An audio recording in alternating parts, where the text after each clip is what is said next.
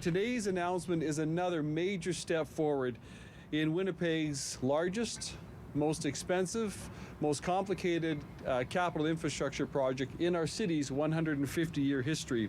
A funding boost for Winnipeg's aging infrastructure. On Monday, the city announced $150 million in federal funding that will go towards Phase 2 of the major construction project aimed at upgrading the North End sewage treatment plant.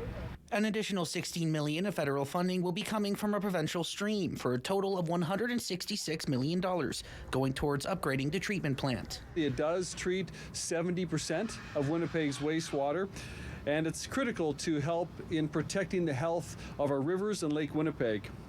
And this project is also critical to Winnipeg's growth. The project is currently in the second of a three-phase plan, with Phase 2 expected to cost north of $1 billion. The latest funding announcement will be added on to nearly $370 million previously contributed from the federal and provincial governments. The $150 million in funding through the Canada Housing Infrastructure Fund moves us closer to completing Project 2 and gives the city more financial flexibility to maintain affordable utility rates as we work towards funding Project 3. That still leaves around $500 million left unaccounted for to fund Phase 2.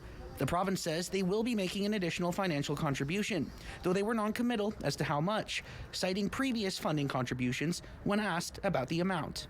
It's an example of our commitment to the project, example of the Premier's dedication to get this job done, being discussed at the highest levels that can be discussed. And we're going to keep our eye on the ball on this through phases 1, 2, and 3. This is all about Project 2 or Phase 2.